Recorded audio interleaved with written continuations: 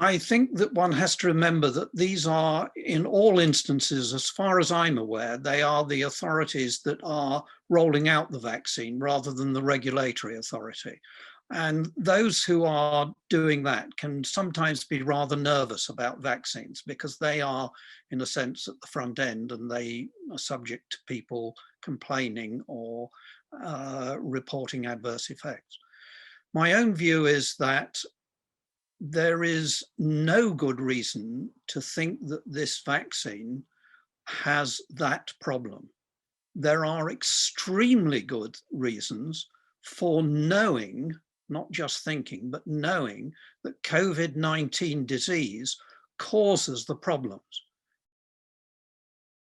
The Norwegians particularly have pointed out a problem with what is called thrombocytopenia. That is very low platelets that leads to bleeding and bruising. And that's in a sense the opposite problem of blood clotting, which causes strokes and pulmonary emboli and conditions of that kind. The COVID virus, the SARS-CoV virus, appears to affect the blood in a very characteristic way and can cause both this clotting and the bleeding. And we know that very well. So I would say the first thing before starting to pause the vaccine is to be absolutely sure that none of the cases, or at least the majority of the cases, don't have undiagnosed COVID. If they did, that's by far the most likely explanation.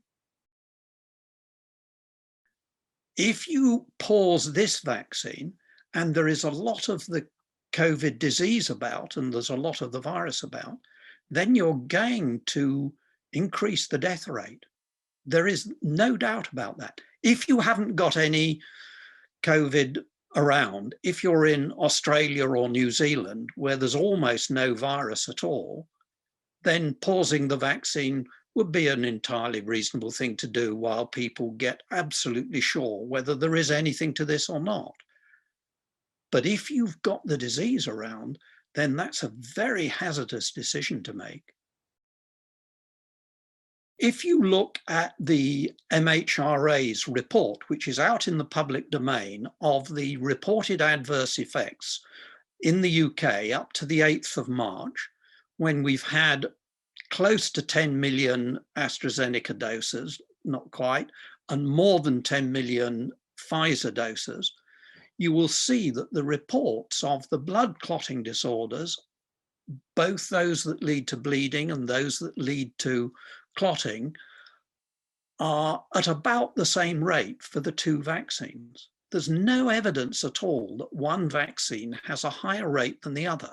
Now, when you get a scare, essentially, which is what we're having around AstraZeneca, then you might get more reports for this, and we will certainly start to see more spontaneous reports because they're dependent on fashion, on anxiety, and so on. We will need to do epidemiological studies, but based on the data we had up till just over a week ago, we didn't see any differential effect between the vaccines, and that makes me more confident that it is likely to be the COVID disease causing the problems rather than the vaccine.